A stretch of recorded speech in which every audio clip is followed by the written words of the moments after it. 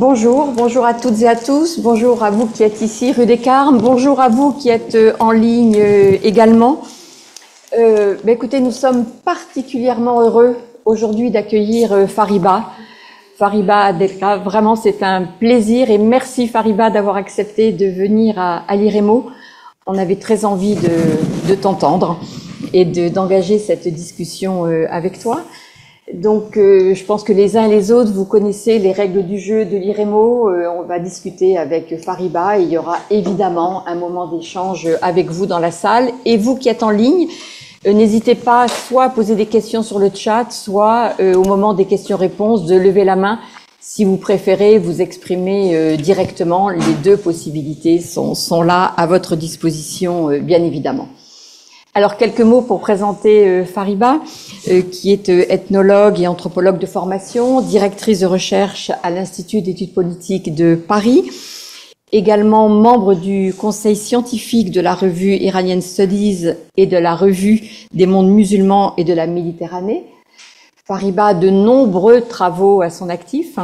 Alors, il y en a un, moi, qui a fait partie de mes premières lectures quand j'étais plus jeune, qui était La Révolution sous le voile, qui est vraiment un livre qui, en tous les cas, pour ma génération, je suis plus toute jeune, a marqué, puisque c'est un livre qui a été publié en 1991 aux éditions Cartala à l'époque. Et c'est vrai que pour nous, c'était vraiment un ouvrage qui a été un ouvrage important pour comprendre justement ce qui se jouait à ce moment-là en Iran. Et avec en particulier cette question du voile qui a toujours, comme vous le savez, suscité beaucoup de débats, beaucoup de questions, beaucoup d'interrogations.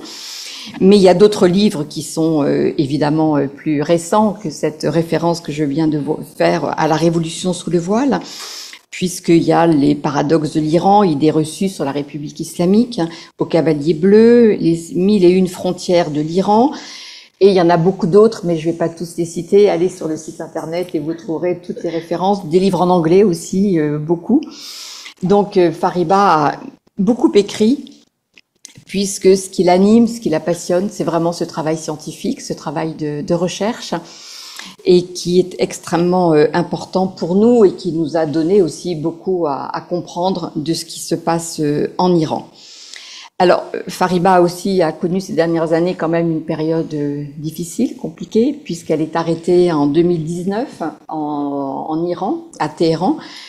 Fariba, je le rappelle, est franco-iranienne et donc tu aller encore régulièrement faire du terrain en Iran ces dernières années. Et sauf que en 2019, il y a un coup d'arrêt qui est porté à ce travail de recherche, puisque Fariba va être accusée d'espionnage, condamnée à 5 ans de prison, fait de la prison pendant de nombreux mois, après a été libérée sous bracelet électronique, pour finalement être graciée, mais pas acquittée. Hein, et ça, je crois que c'est important de le souligner, tu nous diras pourquoi. Donc, graciée en octobre 2023, et ce qui lui permet de rentrer en France, avec l'espoir, si j'ai bien compris, de pouvoir un jour quand même retourner en Iran. Donc nous avons intitulé cette rencontre sous le titre de comment peut-on continuer à faire de la recherche en Iran. Donc c'est un sujet évidemment que Fariba va traiter, mais on reviendra aussi sur qu'est-ce que c'est d'être emprisonnée comme tu l'as été en tant que chercheuse, puisque si j'ai bien compris, tu as aussi continué à travailler dans cette position de prisonnière, en essayant de voir qu'est-ce qu'on peut faire de cette période qui a été une période difficile, complètement inédite, mais qu'est-ce que tu en as fait toi en tant que chercheuse, puisque ce qui m'a frappé dans tous les quelques propos, parce que tu t'es peu exprimé depuis, c'est cet acharnement à vouloir te battre pour la liberté académique, pour la recherche, et on sent que c'est vraiment ça qui te motive et qui est au cœur de ce que tu es, même après cet épisode extrêmement difficile. Donc voilà, Fariba, qu'est-ce que tu peux nous dire en tous les cas de ce sujet donc qui nous intéresse et qui est de comment continuer à faire de la recherche en Iran, et puis au fil de la discussion, on abordera aussi ces questions de la détention, de ce que tu as fait en détention, et puis évidemment on vous laissera du temps pour pouvoir vous exprimer et poser des questions et profiter dans le meilleur sens du terme de la présence de Fariba parmi nous aujourd'hui. Voilà. Ce que je peux dire d'abord, c'est merci. pour les gens qui sont là, qui ont préféré cette salle au beau soleil qui était dehors. Franchement, je suis en pleine admiration. C'est pas moi la victime, mais vous aujourd'hui. Merci vraiment. Merci à Agnès pour cette longue présentation. Effectivement, je ne suis absolument pas ce qu'elle a dit, mais bon, c'est la norme. Je ne suis pas très productive.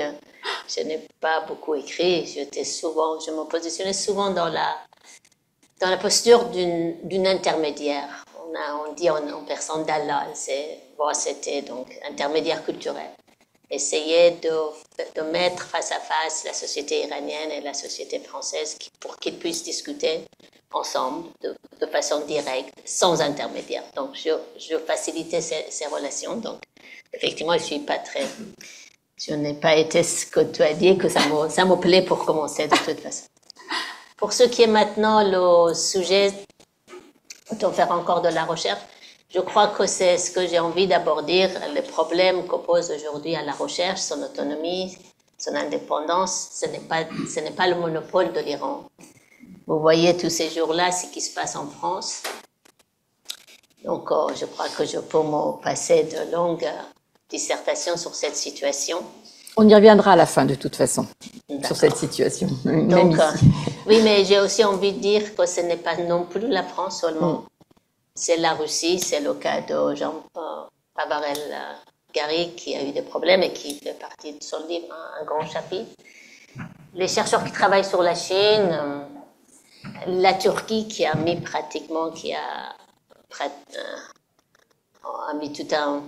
éradiqué tous ces chercheurs et universitaires et ils se trouvent aujourd'hui en tôle. Donc voilà, c'est pas une situation proprement iranienne, donc je tiens à le mentionner. La deuxième chose que j'ai envie de dire, c'est que je vais dire ici, c'est vraiment, je me situe en tant que chercheur. Donc, j'ai pas du tout envie que ça soit considéré comme une prise de position politique. Je ne l'ai jamais été, si ce n'est par cette expérience qui était en dépit de moi. Et donc, en tant que chercheur que je parle, n'instrumentalisez pas mes propos, je veux éviter. D'ailleurs, vraiment, je refuse et je m'oppose à être trop instrumentalisé. Enfin, j'interviens en tant qu'anthropologue, je l'étais, je le reste ô combien, ce que disait Agnès. Donc, mon envie d'être libre, c'est pouvoir retrouver mon travail. C'est mon métier, c'est son métier avec lequel j'ai grandi et il m'a fait grandir. D'ailleurs, je l'ai découvert en présence avec une seule personne. Il est ici présent. Je ne veux pas l'embêter, mais Jean-Pierre Digard, c'est mon prof, celui avec qui j'ai débuté dans ce métier. D'abord dans les études, ensuite dans le métier, bien sûr. Donc, je n'ai pas l'âme de martyr, vraiment pas. J'aime bien le Tassoua Ashura au mois de Muharram.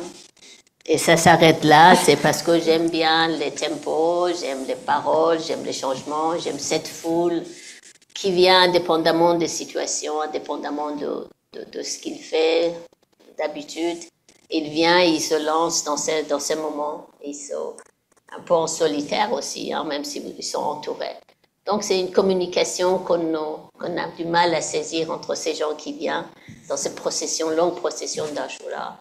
Et comment ça s'organise, comment ça s'organise. Donc, je suis très intéressée et j'aime beaucoup y aller. Mais là, franchement, je suis chercheur et je reste. Donc, je ne parle pas je n'ai pas envie de rente de la prisonnière. Donc, sentez-vous libre d'intervenir, de vous opposer, de me contredire et tout le reste. C'est en chercheur que je parle. Et maintenant, pour pouvoir amorcer la réflexion sur le sujet, j'ai envie d'avancer 3 points et je vais être pas très long parce que c'est ce qui m'intéresse aussi le débat, c'est vos réactions. Et donc, je vais être très court pour vous laisser le temps de poser vos questions. Mon premier point, c'est un peu sur mon parcours, ce qui a posé un peu pas mal de problèmes. Je suis arrivée en France non pas en 78 en tant qu'immigrée. L'asile, enfin, j'ai pas demandé l'asile politique. Je suis arrivée en 77 et j'ai 18 ans, avant la Révolution, et j'ai 18 ans.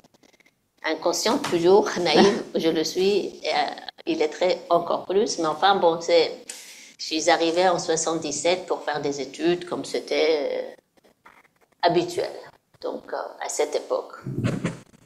Il y avait un concours d'entrée à l'université, et donc pour pouvoir éviter ce concours, on choisissait sa discipline et on retournait en Iran. C'était vraiment mon projet. Simplement, mon retour en Iran a eu ce changement de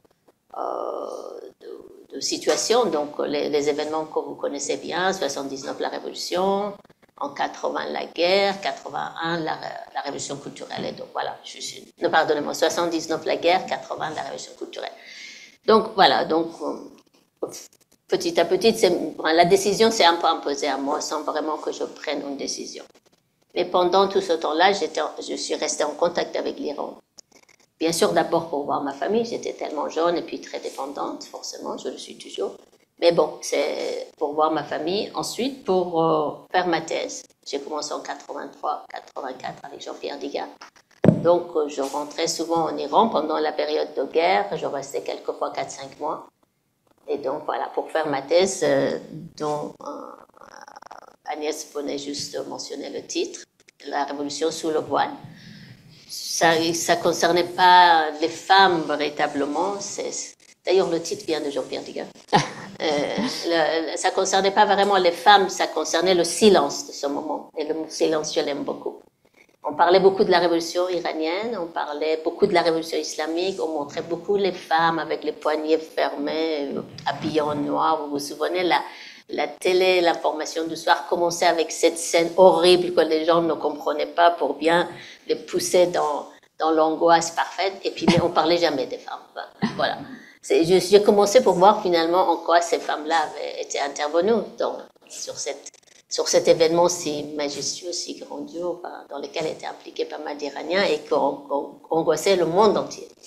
Donc vraiment, j'ai commencé comme ça, non pas en tant que féministe, je ne les connaissais pas. D'ailleurs, encore aujourd'hui, je ne sais pas, c'est pas une branche sur laquelle je me suis spécialisée.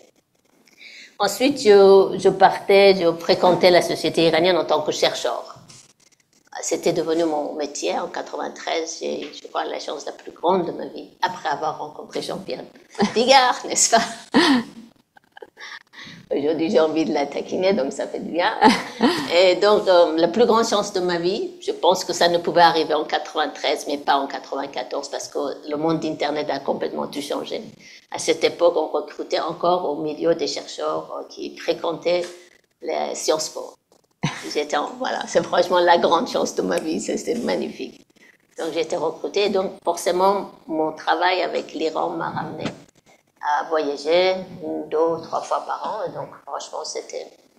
Et enfin, quand j'ai changé mon sujet, et donc quand je me suis pas sentie bien à l'aise et en sécurité dans la société iranienne, je me suis lancée sur la société afghane, un peu en miroir, c'est regarder la société afghane, iranienne depuis de l'autre côté, si vous voulez. C'est me positionner sur la société afghane, et puis mes recherches m'ont aussi permis de regarder la société afghane d'une autre façon par rapport à mes collègues. Donc voilà, toutes ces préoccupations m'ont ramené vers l'Iran, et je suis, ma foi, devenue tellement addicted, dépendant à ce terrain, à ces va-et-vient, que j'ai même créé une discipline, l'anthropologie du voyage. C'est tout fait de made in chez moi. Et je trouve que c'est indispensable pour ma vie. Oh, pardon, j'ai touché ça. C'est pas grave. Je vais faire attention. Donc, c'est toute une réflexion pour moi, l'anthropologie de voyage. En fait, c'est toute une réflexion sur les marges. Peut-être on va revenir un jour, mais voilà, c'est ça, la marge, je me revendique de faire partie de cette place. Les conditions dans lesquelles j'ai travaillé, c'était évidemment pas des conditions toujours très faciles. Déjà avec ma thèse, je me suis rendu compte que ça ne va pas être très évident de discuter, de dialoguer avec des gens. À chaque fois, petit à petit, quand je rentrais en Iran, il arrivait très souvent qu'on vous retire votre passeport et qu'on vous demande d'aller les chercher dans une telle institution ou maison qui se trouvait à cette époque sur Boulevard Jourdan. est devenu africain. Donc, la maison de Poissat, Sorbet Poissat, que tout le monde connaît un peu par nom. Donc, voilà, moi, je trouvais que c'était le risque du métier. Et ma foi, depuis que j'ai commencé mes recherches, je me suis sentie, je me mettais dans cette position que je dois quelque chose aux gens sur qui je travaille. D'une certaine façon, c'était le zakat à payer pour ce que j'extorquais de cette situation. C'était un peu l'accountability. Vous êtes obligé de rendre compte de ce que vous faites. Obligé, je ne dis pas forcé véritablement, mais j'avais aussi envie de ces dialogues. Ça faisait partie de mes recherches de savoir ce que les gens cherchaient dans ce que je faisais. Et c'est vice-versa, je crois que c'était. Je n'avais donc rien à cacher, donc je continuais évidemment sur ce... J'ai accepté sans véritablement parler, sans faire véritablement du bruit, mais pour vous dire que c'était depuis le début avec moi. Comme chercheur, comme je vous disais tout à l'heure, j'ai travaillé avec beaucoup d'universités en tant qu'intermédiaire culturel, donc avec des centres de recherche, IPIS, donc Institut d'études politiques et de relations internationales, quelque chose comme ça, avec des universités comme Al-Lam et Tabataboui, comme l'Université de Téhéran, avec des centres comme le Centre d'études stratégiques, il y a M. Sadi Al-Ghalam, ou IPIS, c'était M. Sajjad Poul, tous ces gens-là que vous connaissez, certains d'entre eux, puisqu'ils sont passés à un moment ou à un autre ici. Donc j'étais en contact, voilà, on organisait des réunions, on faisait des échanges et ça...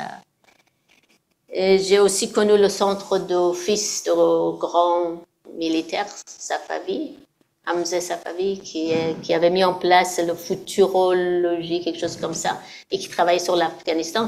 Donc, par le biais de l'Afghanistan, j'ai continué mes relations avec les institutions iraniennes. Et voilà, donc je passe sur les détails. Peut-être ma grande tristesse, c'est que pendant 30 ans, j'ai servi d'intermédiaire culturel. Et la question que je me pose, c'est que, alors, j'ai facilité ces contacts, j'ai répondu à des demandes. On s'est organisé en nombre important pour aller organiser des réunions en Iran et donc répondre à nos interlocuteurs sur les recherches qui nous intéressaient et qu'ils voulaient connaître. Donc, pendant 30 ans, c'était un peu mon métier, c'était pour lequel je vivais et qui me faisait vivre. C'était très, enfin, je veux dire, ça me mobilisait.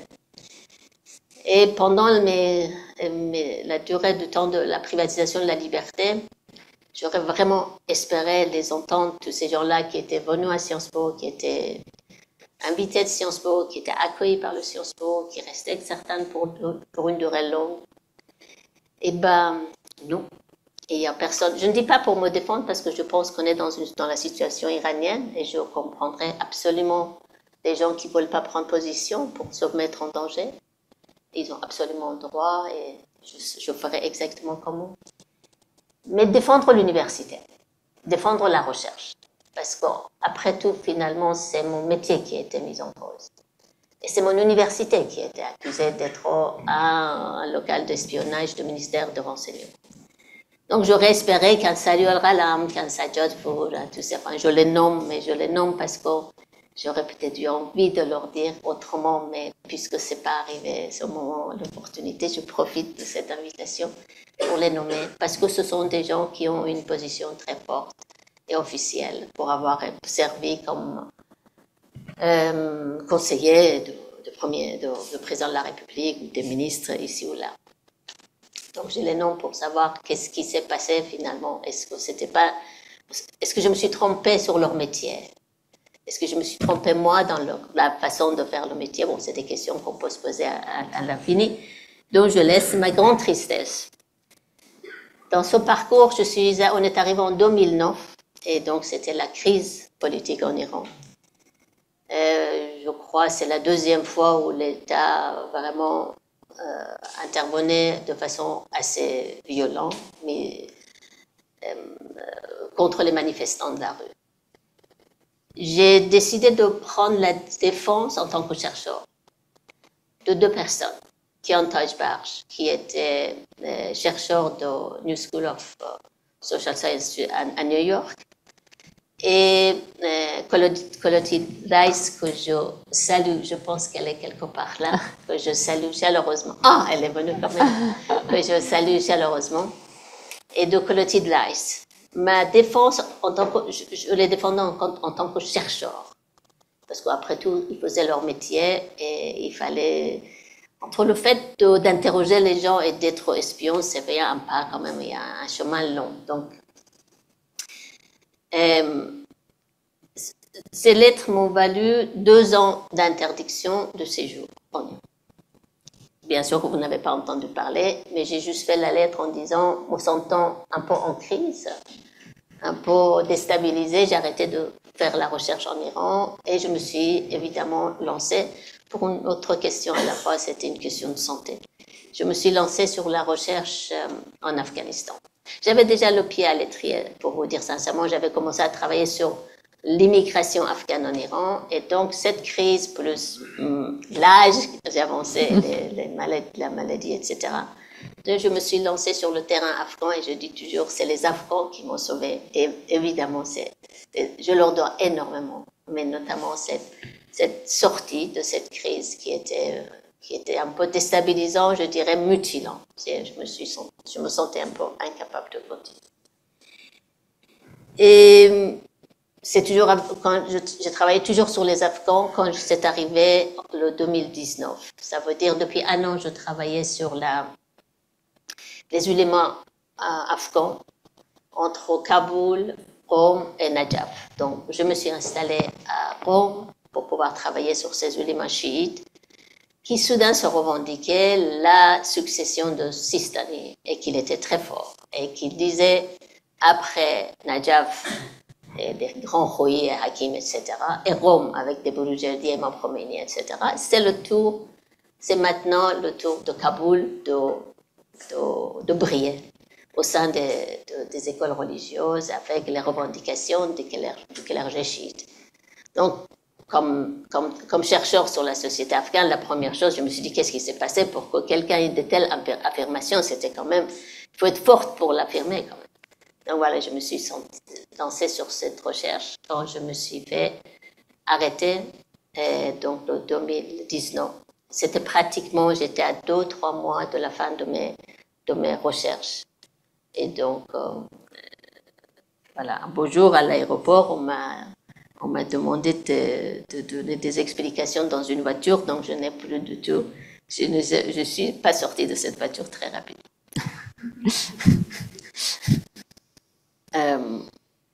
Rome, pour moi, c'était quand même un moment très important. D'ailleurs, il le reste.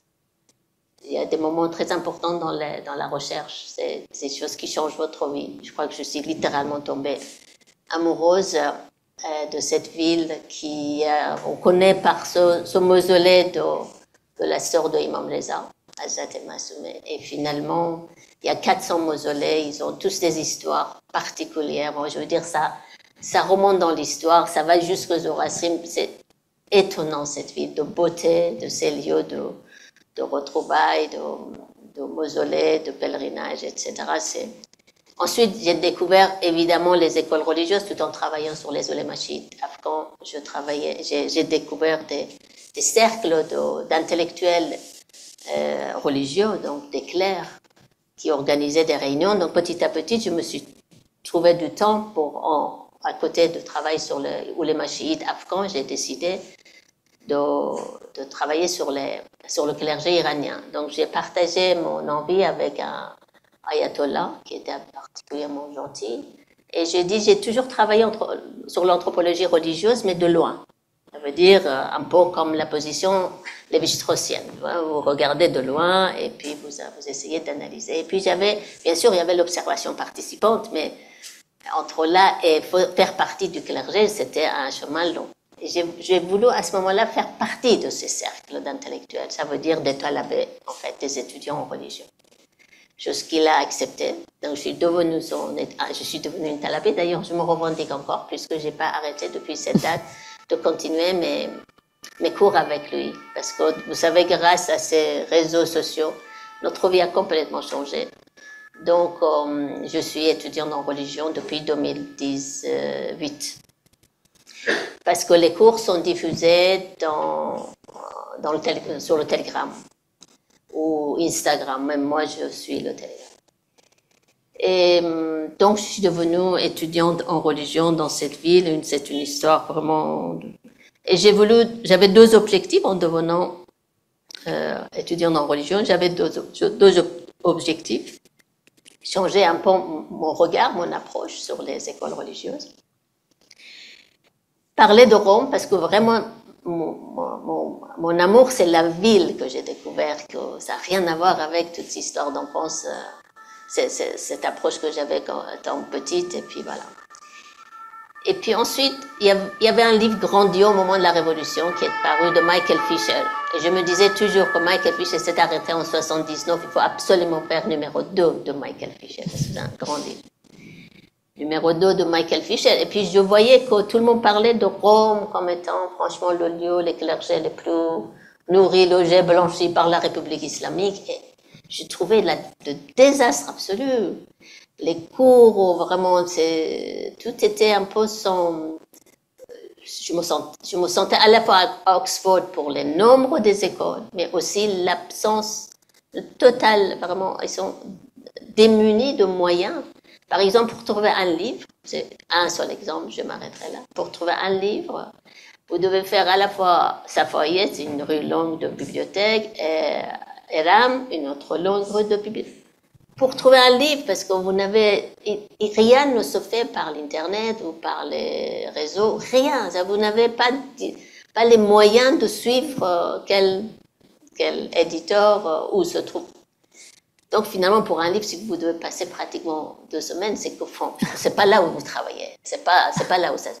Et puis après, par exemple, pour un papier qui est écrit en anglais, les gens se tournent vers vous pour dire ils n'ont même pas les moyens. Alors, où est parti cet argent? Franchement, j'avais envie de me poser la question, qu'est-ce qui faisait cet argent? Parce que j'ai découvert finalement cette ville démunie des moyens en 2019. C'est pas rien, c'est 40 ans après la République islamique. Donc voilà, j'avais envie aussi d'investir sur ce genre de sujet. J'avais parlé à pas mal d'étudiants. D'ailleurs, je les ai trouvés parmi mes interrogateurs, super. Je ne savais pas. J'ai parlé en disant, on doit faire quelque chose, mais enfin, parce que finalement, je n'ai rien à me reprocher. Je faisais mon travail de chercheur et je trouvais nécessaire de mener la recherche sur ce terrain. Et je mobilisais les étudiants. Il y en a qui rigolaient, d'autres ne venaient jamais, certains ont voulu participer à cette recherche. Voilà. Je les ai trouvés après. Et ceux qui voulaient participer étaient forts. Enfin, on dit le dos fort chez nous. C'est avoir le dos chaud. Ça veut dire finalement s'appuyer contre les institutions. Donc, ils pouvaient se lancer dans des dialogues comme ça avec moi. Les autres, je crois, ils ont fui même la question. Donc,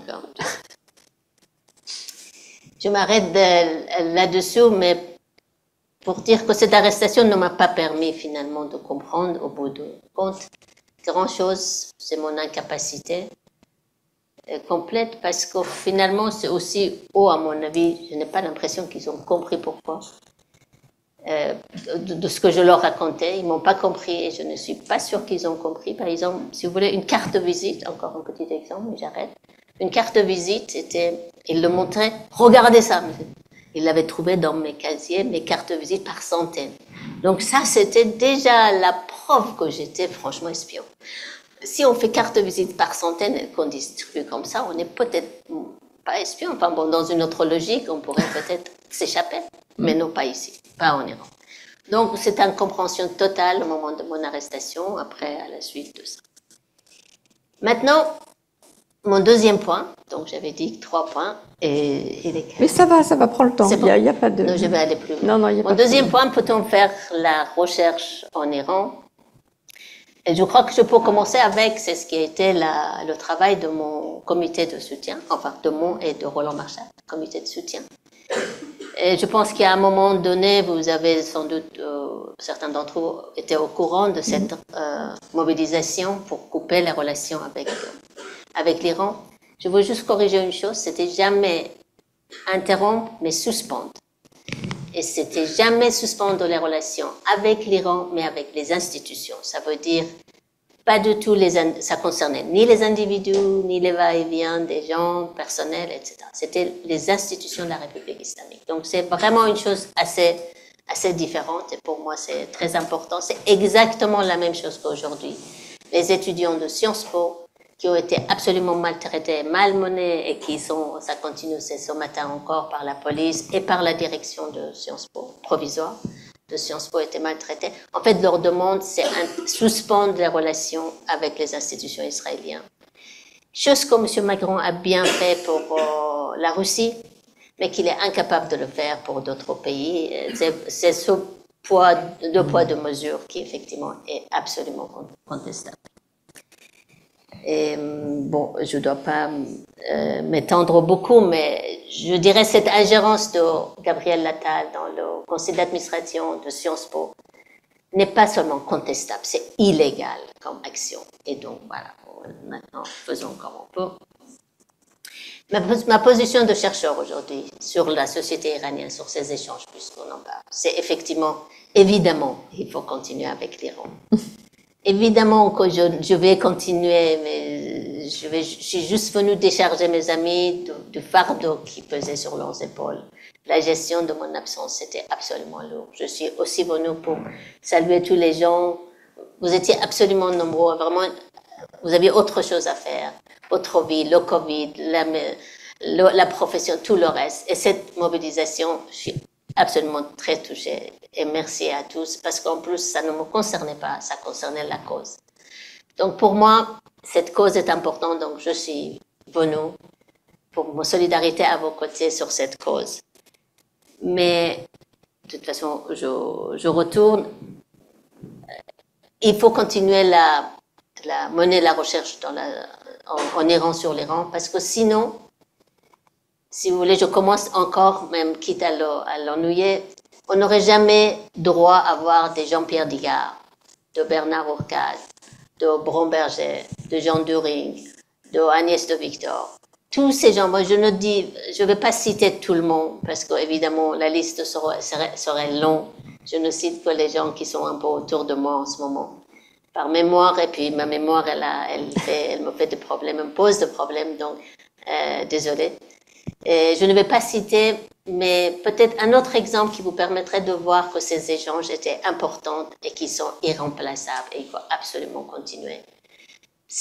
Sans ces échanges, il n'y aurait jamais eu l'œuvre magistrale d'Henri Corbin. Et pour les Iraniens, bien sûr, et les chiites, et je veux dire, et pour la question philosophique.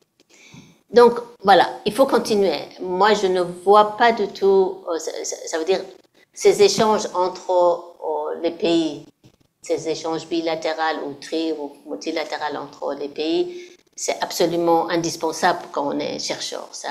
On profite énormément.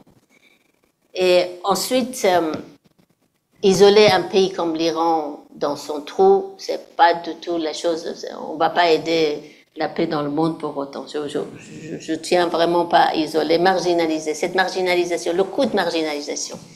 Beaucoup de réactions des Iraniens, c'est aussi le coût de leur marginalisation. Ils se sentent un peu aussi marginalisés. Donc voilà, ramenons-le autour de la table. Bien sûr, je l'ai fait pendant 30 ans. Et donc, je suis bien placée pour savoir aussi qu'on ne gagne pas toujours. On finit pas par gagner, mais bon, il faut qu'on soit autour de même table. Dans une situation tout à fait égalitaire, voilà, c'est la discussion. Je suis un peu étonnée quelquefois quand je vois Sciences Po qui dit échange avec, je sais pas, le monde entier. Donc, on met les branches de Sciences Po, par exemple, dans les pays du Golfe. Enfin, là où il n'y a pas de sciences politiques, Sciences Po pour briller. Je veux dire, c'est Abu Dhabi, mais merci. Je veux dire, bon, franchement, je fais mon iranien, je sais, et je suis détestable. Mais en Iran, il y a une tradition de sciences politiques qui date, mais vraiment, 50, 60, je sais pas, mais vraiment, je suis nulle, vraiment, je fais mon iranien. Ça, c'est mauvais, mais bon, enfin, vous pardonnez à l'expression de chercheur un peu en mal du pays, voilà. Bon, alors, il faut continuer, là, évidemment, mais on n'est pas d'accord sur les formes en tant que chercheur. Bien sûr, moi je crois que c'est la discussion qu'on n'avait jamais menée sur ce genre de débat. On n'avait jamais pensé que notre métier était aussi en danger que ça, son autonomie, son indépendance. Regardez, c'est ce qui arrive aujourd'hui. Le néolibéralisme, de toute façon, il y a notre détriment. C'est là où il y a de l'argent, ça où il y a le politique, il y a de la recherche. Pour les autres, et ben, il faut qu'ils attendent le meilleur moment. Ça, c'est ça l'inégalité. Bon, en Iran, ça se passe différemment, mais dans les autres pays, je dirais, en Occident, sans comparer véritablement, donc le problème persiste. Donc le débat est pour les chercheurs, c'est aux chercheurs qui revient ce débat. Il ne s'agit pas du tout de le monopoliser, mais je dirais que c'est un débat entre chercheurs et pas chercheurs et politiques. Même si nos démarches pourraient être les mêmes, pour certains, ça dépend des sujets, mais nos démarches avec les politiques, mais on n'a pas du tout les mêmes durées sur lesquelles on réfléchit. Les politiques, c'est la courte durée. C'est d'ailleurs pas étonnant qu'on m'a toujours parlé de l'utilité de mon travail. Bon, au Quai d'Orsay, par exemple, c'est des amis très sympas, hein, je profite, puisque j'étais espion, donc je peux dire que j'étais au Quai d'Orsay. Et je me souviens un diplomate qui me disait, oui, vos propos sont franchement sympas, ça nous rafraîchit la tête, etc. Mais c'est pas avec ça qu'on fera une note pour Premier ministre. Ah, et oui, mes recherches ne servent pas à faire une note pour Premier ministre. Mes recherches, ça permet juste de rafraîchir, mais je ne revendique même pas plus, parce que c'est ça, c'est la recherche en anthropologie. Donc c'est une autre durée, une autre demande aussi qu'on a. Nous, c'est 30, 40 ans. Et ensuite, pour nous, c'est vraiment notre interlocuteur qui décide de notre recherche. C'est ça la différence avec l'espionnage. C'est ça que je n'ai pas réussi à faire passer en Iran. Nos recherches, c'est nos étudiants et les gens qui le disent, nos interlocuteurs. C'est eux qui discutent. C'est eux qui ont le droit de marginaliser et faire table rase et voilà, annuler, voilà, ne plus revenir, peut-être revenir plus tard, mais enfin, peu importe. C'est eux qui les décident, pas les politiques. C'est ça, les rapports d'espionnage, c'est les rapports politiques, la population ne les voit même pas. Donc, c'est un peu ma fierté de dire que nous avons des éditeurs qui se sacrifient pour certaines études, qui seraient les marches de la société, les miens. Et donc, merci à Cartala, ils ne sont pas là. Et bon, bien, il y avait d'autres, mais enfin, bon, essentiellement, c'est comme ça que j'ai débuté mon travail. Donc, le travail revient d'abord aux chercheurs, ensuite à nos interlocuteurs et pas aux politiques. Mettons les choses en place un peu.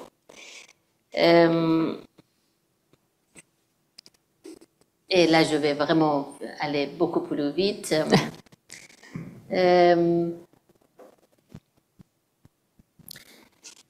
Sur cette question d'utilité, en fait, c'est ça qui est intéressant pour voir comment les Iraniens diplomates et les Français diplomates pourraient se rapprocher sur un point, sur l'utilité.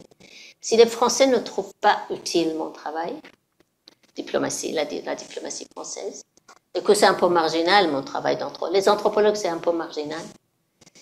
Je me revendique, hein, je ne me positionne pas en martyr. Donc, mais les Iraniens pensent que travailler sur ces détails inutiles, c'est effectivement à partir de là que les étrangers décident de nous exploiter, nous coloniser, etc. Donc, mes premiers conflits avec l'Iran, c'était autour de la question du voile. Vous pensez bien quand on demande à quelqu'un pourquoi une telle couleur et pas une autre, pourquoi cette forme et pas une autre. Quand je l'ai écrit dans mes livres, je ne savais pas que je facilitais l'exploitation et la colonisation de l'Iran. Voilà, c'était un peu les propos. Je caricature bien sûr mes interlocuteurs qui étaient quand même beaucoup plus intelligents, mais oui, on est resté à ce niveau d'incompréhension et concernant un peu la limite, la définition de mon travail, etc., à quoi ça servait, voilà, à quoi ça sert l'utilité d'une recherche. Les Iraniens ne peuvent pas comprendre qu'on peut être chercheur, que les Français pourraient recruter des chercheurs sans qu'ils servent. Oui, vraiment, c'est sans qu'on serve. Nous, on sait, on est content puisqu'on le sait qu'on peut continuer. Un métier qui nous fait vivre quand même, donc merci, mes 3 prières vont à l'endroit de Sciences Po désormais, et pas le Kaaba. Mon Kaaba, c'est Sciences Po.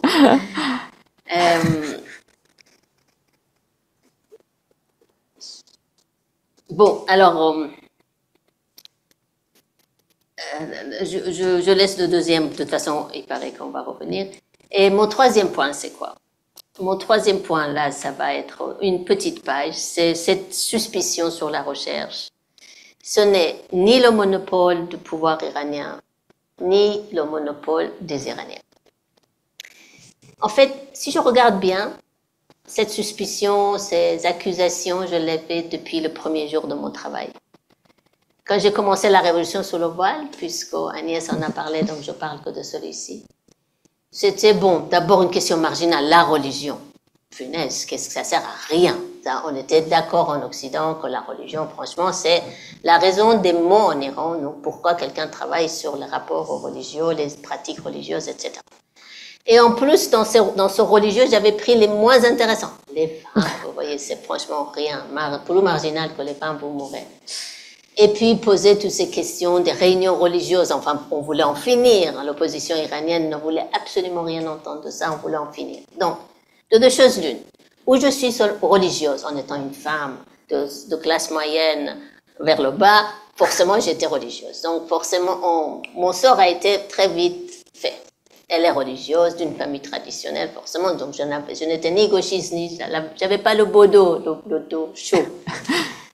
J'avais pas des gens qui m'appuyaient. Je suis venue à 18 ans, donc forcément les autres avaient participé à cette révolution. J'étais absolument naïve, con et bête, comme ma génération à cette époque.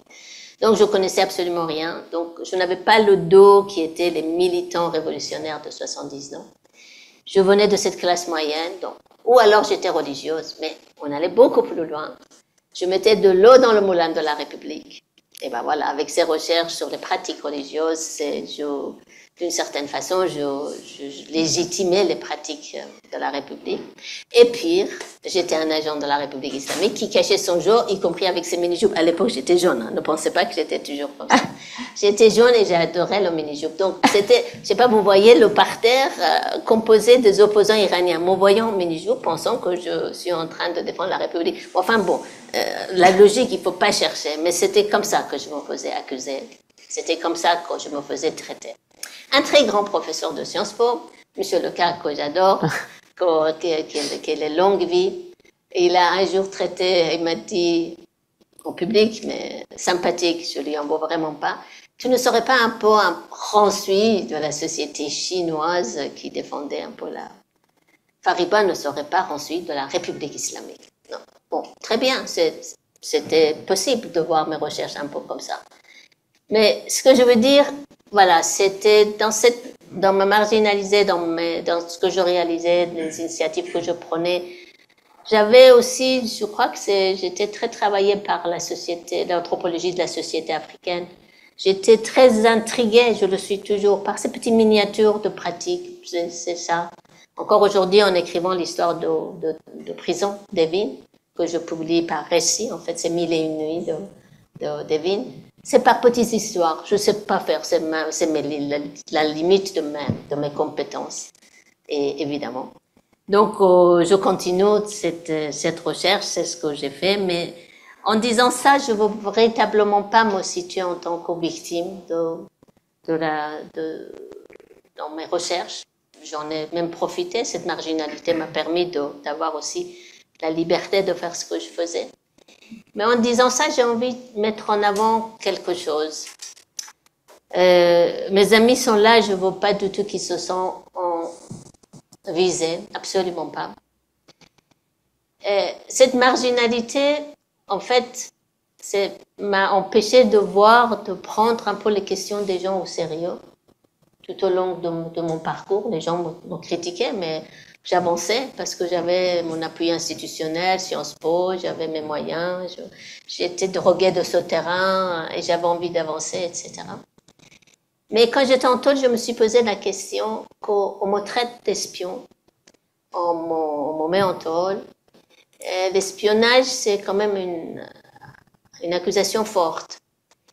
Et j'avais envie d'avoir un seul livre de moi traduit en persan. On a un institut de recherche, ça s'appelle IFRI. Ça fait 30 ans que je travaille avec. Pas un seul de mes livres était traduit. Punaise, ils traduisent des livres. Beaucoup de livres. Pas les miens. J'avais pas le beau dos. Je me suis pas rendu compte de ça. Que cette marginalité, il faut pas se nourrir de marginalité. Il faut à un moment donné mettre en avant aussi ces revendications. Je n'ai pas réussi. Donc, j'ai regretté de n'avoir, je sais pas, qu'il y ait un livre en persan pour que les gens sachent, non pas Fariba Adelkha, mais voilà, c'est la production d'un espion, d'essayer de communiquer, de dialoguer avec les universitaires, avec les chercheurs. Bon, il y a une légèreté, mais c'est aussi la mienne. J'ai pas traité les questions. Il y a une insoutenable légèreté de l'anthropologue. Je n'ai pas du tout pris au sérieux les interrogations qui s'étaient posées à moi pendant tout ce temps. Finalement, qu'est-ce que c'est la recherche? Vous n'êtes qu'espion. Et je rigolais en disant je suis 007. De temps en temps, je rigolais parce que pour moi, la publication, c'était la suite et que j'allais dialoguer avec les gens. Sur 30 ans, bon, les dialogues étaient ce qu'ils étaient. Moi, je sais pas, j'étais pas très forte. Je suis une personne très moyenne. Je veux pas me battre tout le temps. Je fais mon travail petit, limité dans mon coin. Peut-être j'aurais pu me battre un peu plus. Et peut-être que nos collègues de chercheurs pourraient aussi se battre sur cette dialogue permanente avec le terrain sur lequel ils sont.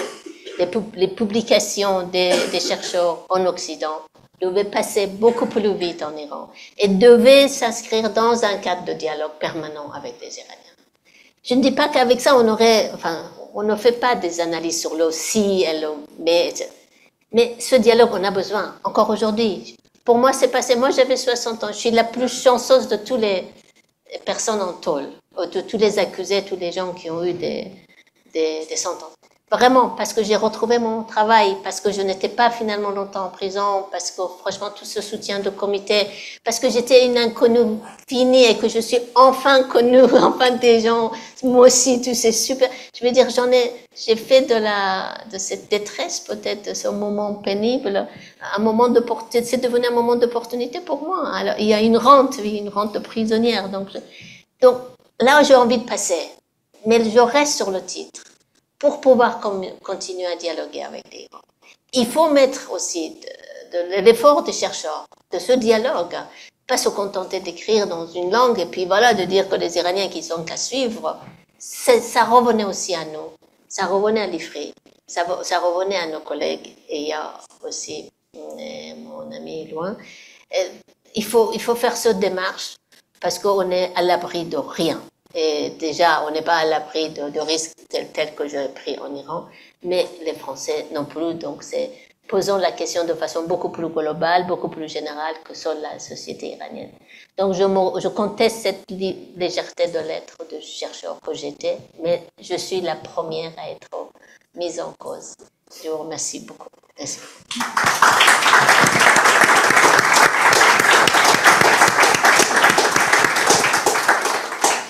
Merci beaucoup Fariba, tu as dit beaucoup de choses et je pense que vous allez avoir les uns et les autres de nombreuses questions. Alors je vais profiter de ma position peut-être pour poursuivre sur la fin de ton propos. Quand tu dis qu'il faut qu'il y ait vraiment un débat à mener entre chercheurs, est-ce que du coup, depuis que tu es rentré et que tu as été confronté à cette question, est-ce que il y a quelque chose qui est initié? Est-ce qu'il y a des débats du coup que tu as commencé à proposer à d'autres chercheurs pour justement répondre à cette question, comment on continue la recherche, pas uniquement en Iran, puisque tu l'as bien précisé, et on voit bien qu'aujourd'hui la recherche quand même académique est quand même en difficulté un peu partout à travers le monde. Et donc, puisque c'est une préoccupation que tu as expliqué tout à l'heure, est-ce que ça fait partie des sujets sur lesquels tu t'es investi depuis ton retour? Est-ce que pour toi c'est une priorité dans ce que tu fais aujourd'hui? Oui, merci Agnès. En fait, oui, mais j'avais pas de terrain de combat. Donc maintenant, la République islamique m'en a donné un.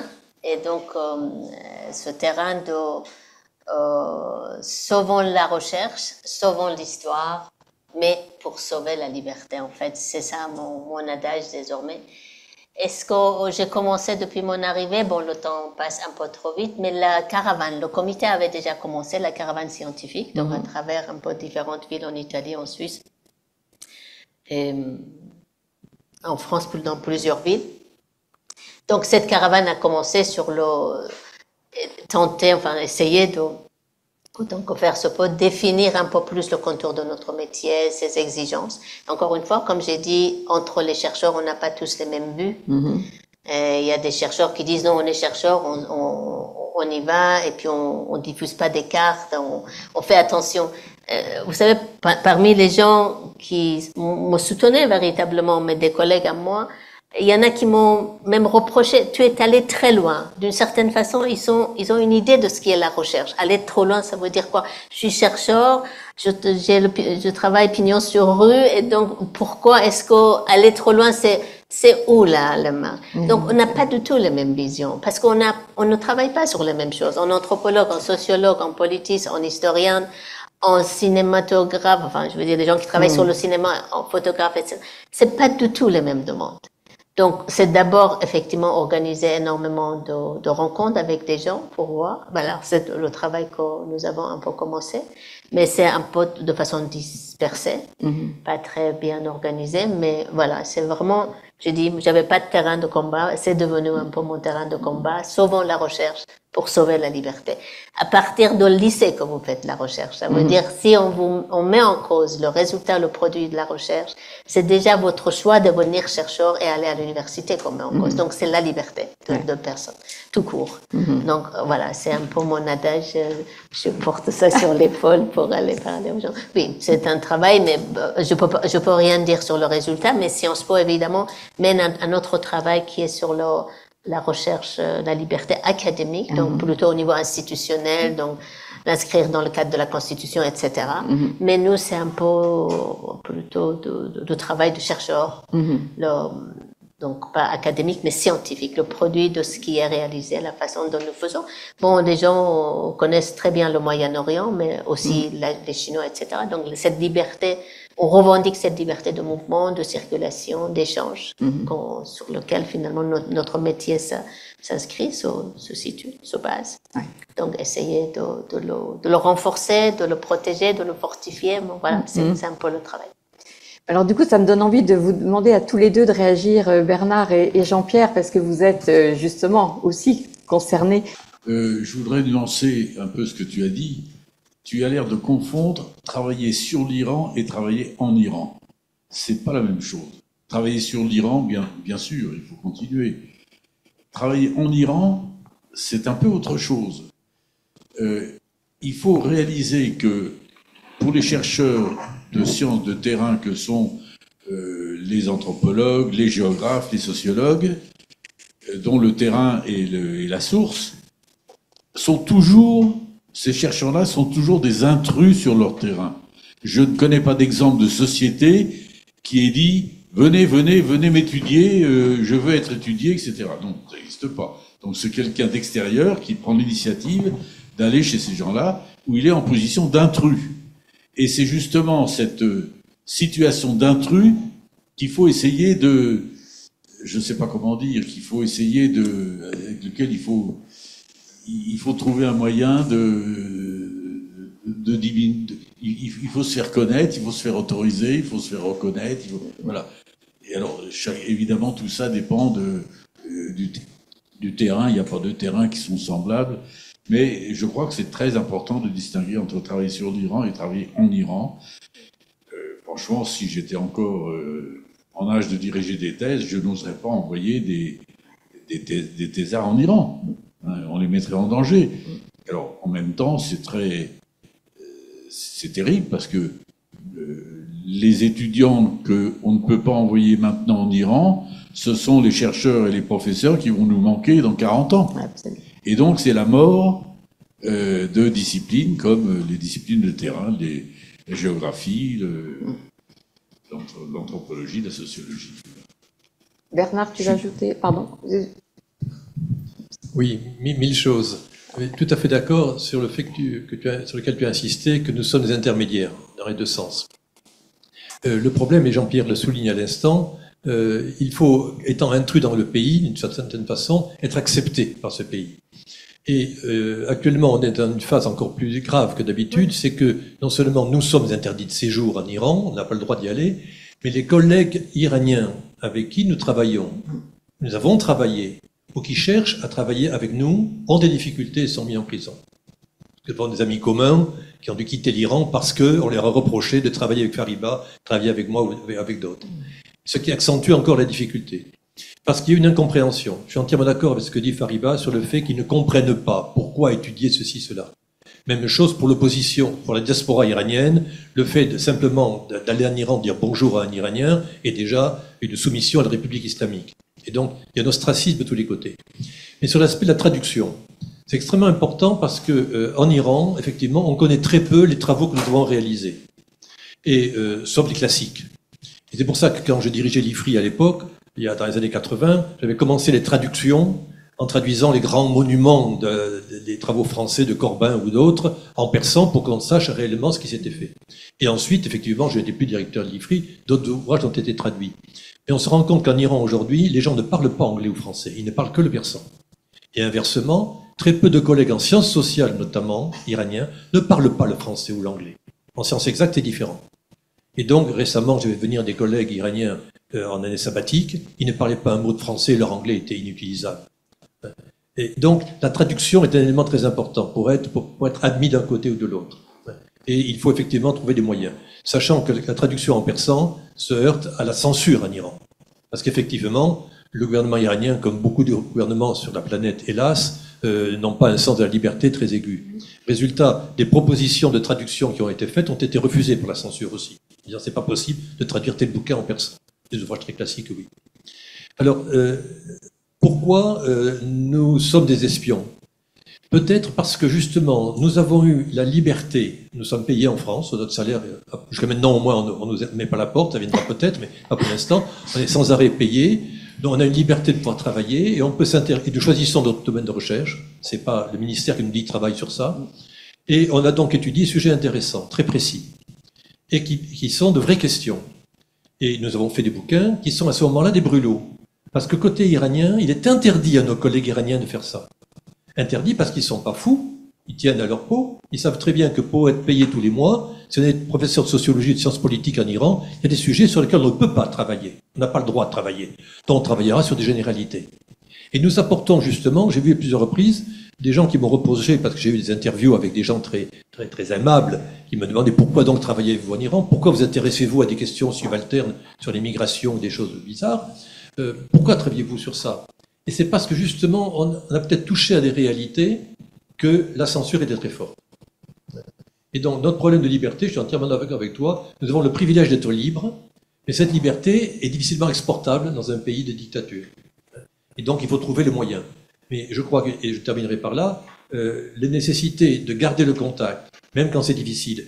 D'accord avec toi, Jean-Pierre, on ne peut pas envoyer un étudiant comme ça, mais résultat, aujourd'hui, nous sommes toi, on a passé 20 ans, je crois. Il n'y a aucun professeur actuellement de 50 ans en France travaillant en sciences sociales sur l'Iran. Aucun. Pour la première fois, c'est marginal, la langue orientale, créée au XVIIIe siècle. Pour la première fois dans l'histoire des langues orientales, il n'y a pas de professeur de persan à Languedoc. Il y a des maîtres de conférences qui enseignent le persan, la langue, aucun professeur pour diriger une thèse. Première fois dans l'histoire. Et la même chose en sciences sociales, je reçois régulièrement des lettres d'étudiants me disant « Monsieur, je vais faire une thèse avec vous, désolé, mais j'ai passé l'âge ». Il y a ce fossé qui va retomber sur l'Iran, parce que l'Iran sera un pays inconnu.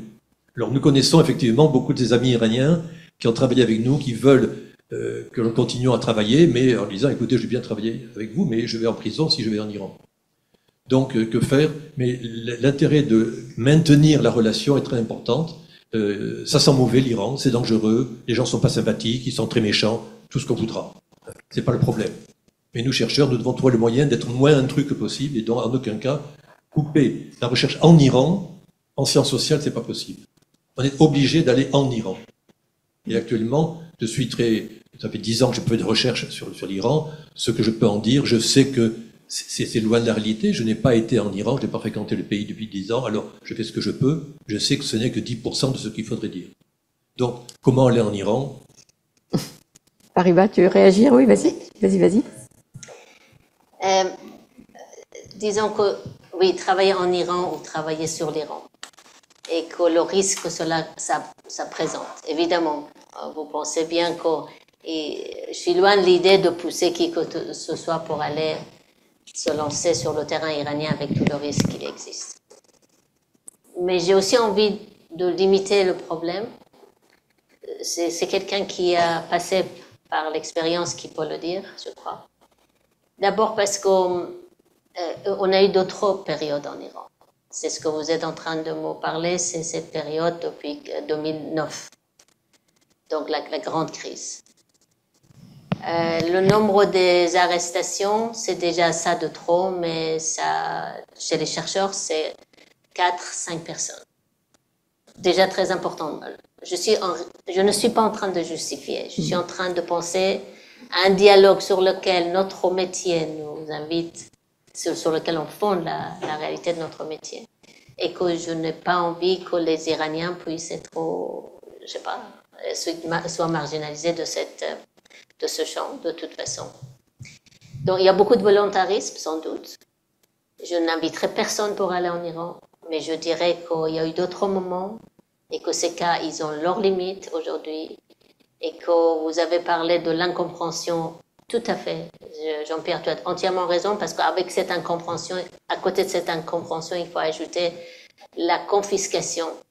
Pas de mon computer, tout ça, je peux les oublier. Pas de mon livre sur l'Afghanistan, c'était pas écrit, ne vous inquiétez pas.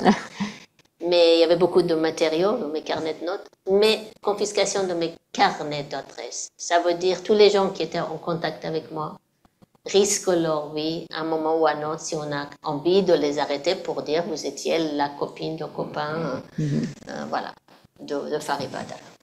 Donc évidemment, je suis absolument consciente de ça. Mais je ne veux pas me limiter à ça, sans inviter personne pour dire il faut chercher et rétablir ce dialogue. Oui, il y a beaucoup de volontarisme de toute façon, parce qu'on a connu un autre Iran et donc je tiens, sans vouloir aller véritablement loin, je tiens à ce dialogue et j'invite les gens à nous rejoindre pour réfléchir, pour savoir les formes qu'on pourrait donner à ce dialogue. Parce que c'est pas en travaillant, disons, dites-moi, on commence par quel pays? Si on agit comme ça, est-ce qu'on élimine la Chine, la Turquie, l'URSS, ce qui se passe aujourd'hui en France? Est-ce qu'il y a un pays qui vous donne plus envie d'aller faire la recherche situelle? En tant que chercheur, qu'est-ce qu'on va faire? Il y a une dégradation considérable. Quand j'avais 20 ans, on se baladait en stop ou sur le cheval avec vous. Dans tous les pays du Moyen-Orient. Dans tous les pays du Moyen-Orient, sans problème. Et mes amis qui étaient familiers des pays d'Afrique sahélienne me disent la même chose des pays d'Afrique. Alors, pourquoi cette dégradation? Moi, Elle est indéniable. Pourquoi? Oui, Jean-Pierre, je ne parle pas de mes 20 ans. Je parle qu'il y a 5 ans, avant mon départ, je n'avais pas entendu accuser un chercheur d'islamo-gauchiste ou de wokisme pour mettre en cause. Il y a 5 ans, c'est même pas mes 20 ans, j'ai oublié mes 20 ans de toute façon. Je ne sais pas, je crois que tu as entièrement raison, c'est pas là-dessus que je vais me battre avec toi. Mais en même temps, dites-moi où est-ce qu'on est plus aujourd'hui, on vit plus en sécurité. Et ça d'abord. Une deuxième chose que je veux dire, c'est que bon, la France se retire. On n'envoie plus nos étudiants, avec raison. Je suis tout à fait de ton côté, Bernard. Mais en attendant, les Allemands, les Anglais, les Américains, les autres sont là. On est absent, mais pas les autres. Voilà.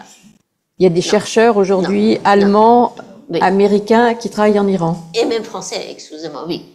Mais je veux dire que, oui, si. Bon, vous n'acceptez pas les doubles nationalités, peut-être, mais il y en a. Mais donc, non, si, les autres continuent. Bien sûr, beaucoup plus limité, mais attendez, personne aujourd'hui. On est dans la même situation, on est des êtres humains, on peut retourner chez soi, on a des enfants, des responsabilités, etc. D'accord, mais je suis tout à fait d'accord, mais bon, il y a aussi des aventuriers de la recherche qui continuent. Attendez, 3 semaines avant mon arrestation, 3 semaines avant, j'interviens à l'Université de Téhéran avec Jean-François Bayard et Béatrice Ibou. 3 semaines avant. Combien de fois nous avons organisé des choses? Donc, il faut aussi dramatisons, mais pas tant que ça. prenons des cautions, mais pas, je veux dire, pas au risque d'arrêter toute forme de dialogue et puis de réfléchir sur ce qu'on peut faire. Voilà. Qu'est-ce que je peux dire? J'invite personne d'aller en Iran. Je ne veux pas que vous ayez un droit. Enfin, quoi, comment j'ai transformé l'atoll en véritable terrain. Jean-Pierre m'avait appris que c'est comme ça qu'on devient plus fort. D'ailleurs, regardez, enfin, me reconnaît. Oui, on peut. Alors, maintenant, on va donner la parole à la salle. On va continuer ce dialogue. Est-ce qu'il y a des questions en ligne? Non, pour l'instant, non. Alors, allez-y, monsieur. فریبا جان خوشحالم امشب تو رو میبینم امروز تو رو اینجا میبینم شب فریبا j'en suis ravi de revoir aujourd'hui. J'ai deux remarques. Première remarque est la suivante. Je suis spécialiste de la diaspora iranienne. Mes recherches portent sur la diaspora iranienne. Lorsque tu étais arrêté, vraiment, il y avait un sentiment de sidération au sein de la diaspora iranienne. J'ai pris l'initiative sur ma page de Facebook. Je t'ai défendu. J'ai dit c'est inadmissible. Fariba n'est pas un espion. J'étais attaqué par mes compatriotes. Ils disaient pourquoi de défendre Fariba alors que Fariba, il défendait toujours elle, la République islamique. Il est vrai que tu as eu un parcours particulier parmi les chercheurs qu'ils sont, en particulier en France. On a Farhad Khosrokhavar, je ne parle pas de mes amis français qui travaillent sur l'Iran. On a Azadekian et on a entre autres Saïd Paybandi, etc., etc. Mais là, toujours, lorsqu'il y avait un débat sur l'Iran, on disait que Fariba, c'est un cas à part. Fariba. On dit que Fariba, c'est un cas à part. Fariba ne critique pas la République islamique. Fariba dit que la République islamique, c'est une république parce qu'il y a 4 ans, il y a une élection, etc., etc. Et bien sûr, à partir de 2009, il y avait une crise, je suis complètement d'accord avec toi. Mes recherches au sein de la diaspora iranienne montrent que chaque année, surtout à partir de 2011 et 2010, il y a à peu près entre 8 000 et 10 000 étudiants dans l'enseignement supérieur. Ils quittent l'Iran. Parmi ces étudiants qui quittent l'Iran, d'après mes recherches, dans 4 pays, la France, l'Allemagne, Belgique et l'Angleterre, un petit peu l'Europe de Suède, Norvège, Finlande, l'Europe du Nord, je constate qu'à peu près 7 personnes, s'ils travaillent sur des sujets qui ne sont pas liés directement à la science sociale, ils rentrent en Iran. Mais les autres 80-93%, ils restent dans les pays européens pour décrocher un poste. C'est difficile à partir de 2009 et surtout après le mouvement Femmes, Vie et Liberté. Un nombre important de chercheurs, ils sont en train de quitter l'Iran. Je rejoins ce que Jean-Pierre il a dit, travailler sur l'Iran, c'est pas pareil travailler en Iran. Il est vrai, mais là, il faut qu'on arrive à un stade où c'est pas pareil que la Russie, c'est pas pareil que la Turquie, c'est pas pareil qu'en France. Oui, là, la question de l'islamo-gauchisme, c'est oui, mais les sciences, les chercheurs, ils sont libres pour travailler dans n'importe quel sujet. Mon idée sur la situation actuelle en Iran, on va vers où, on va vers où, cher Fariba, dans la situation actuelle? C'est-à-dire de plus en plus les étudiants quittent l'Iran, de plus en plus en Iran, même les étudiants n'arrivent pas à bosser sur la question de sciences sociales. Le guide suprême, à plusieurs reprises, il est revenu sur la question de sciences sociales avec, les étudiants qui travaillent, Rarzadeghi, etc., occidentalisation, etc., etc. On est vraiment dans un paradoxe qui quelque part dans un impasse, je dirais. Voilà.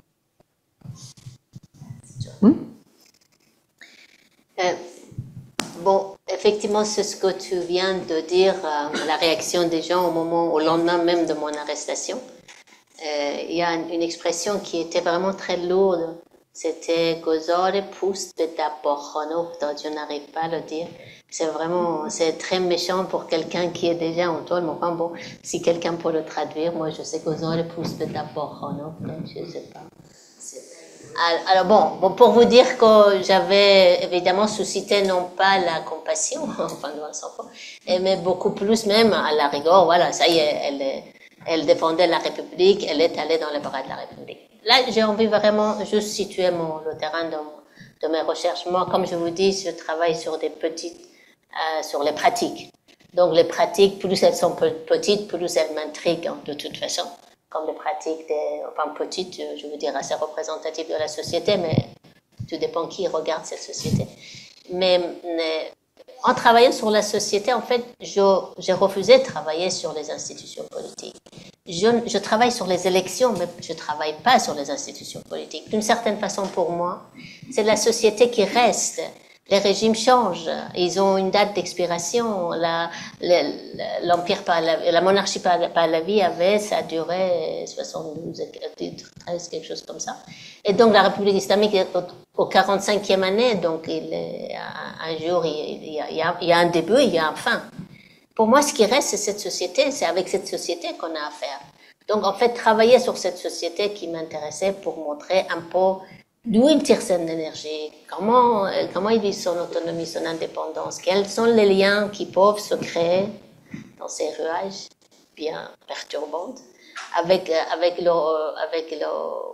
le pouvoir, mais aussi avec d'autres instances. C'est ma façon de faire l'anthropologie dans ses limites, sans aucune revendication. C'est ce qu'on n'a jamais voulu me reconnaître ça. Ça veut dire travailler sur cette société, pour parler de cette société, pour parler de ces femmes, de ces pratiques. En fait, on n'est pas libre de parler de ça. On doit parler absolument dans cette situation de crise politique, on est obligé de parler du régime. Donc on est oui ou non d'accord avec le régime. Une fois que vous n'y êtes pas, et ben voilà, on peut commencer à parler. Moi, je ne sais pas avec quel régime je serais d'accord. Moi, je serais d'accord avec la décision, l'opinion, la mobilisation des Iraniens. Une fois qu'ils décident, ça sera ma décision, puisque je suis ici, ils sont en train de vivre. D'Iran et à tous les Iraniens qui vivent indépendamment de questions du sang et du sol, si vous voulez. Y compris pour les Afghans. Ce qui est vraiment un grand débat dans la société iranienne. Est-ce que oui ou non, les Afghans, ils ont droit au vote? Donc voilà, moi j'ai travaillé sur cette société et qu'on n'a pas voulu reconnaître l'autonomie de cette recherche qui se centre, qui se focalise sur les transformations sociales.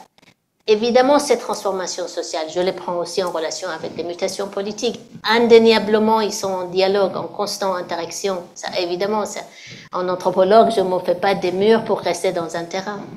Donc, je reviens sur cette question de hijab.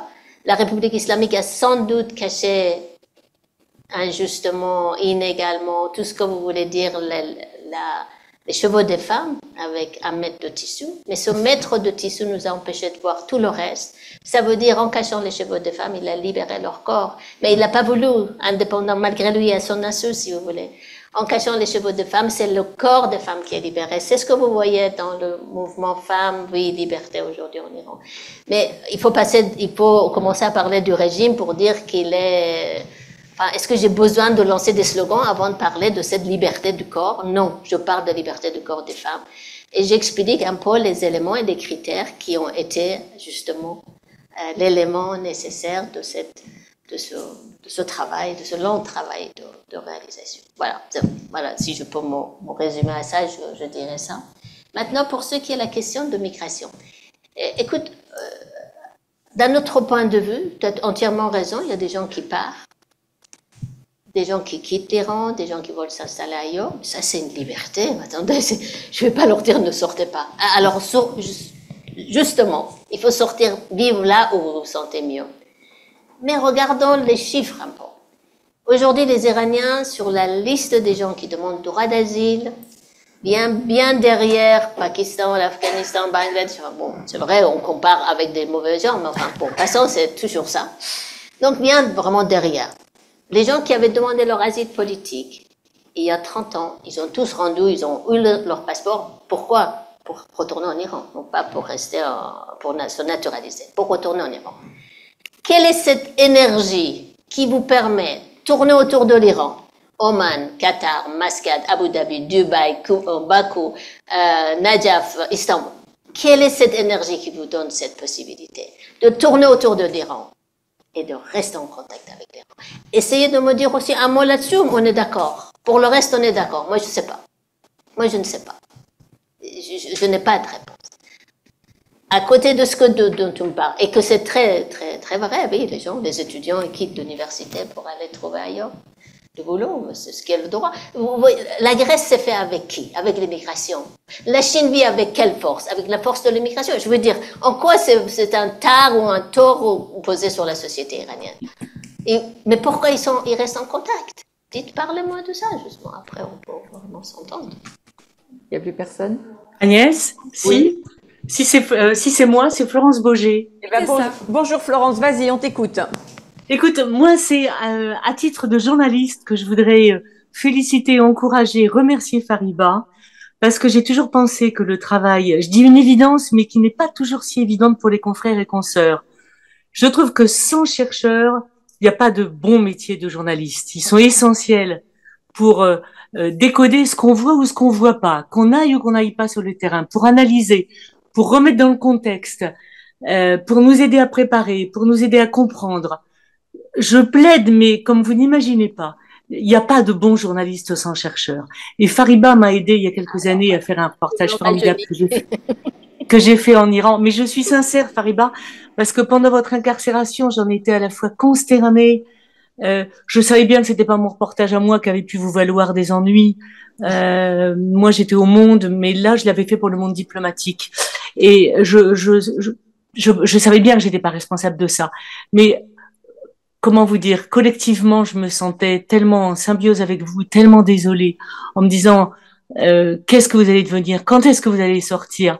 Et c'est un tel encouragement de vous voir si combative, si forte, si merveilleuse. Je me dis, bon, bravo. Et surtout, continuez. On peut pas se passer de vous. On peut pas se passer de vous parce que déjà, on va peu sur le terrain. On y va peu de temps. Donc, vous imaginez à quel point c'est superficiel notre travail.